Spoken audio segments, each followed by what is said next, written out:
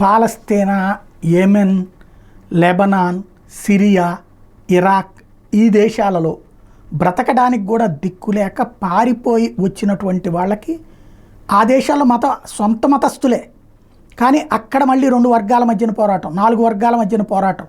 చివరికి అక్కడ బ్రతికేటందుకు ఉపాధి అవకాశాలు లేకపోవడం, తీవ్రమైనటువంటి అణచివేతకు గురవడం, వీటన్నిటి కారణంగా యూరప్ దేశాలకి బ్రతుకు తెరువు కోసం వచ్చి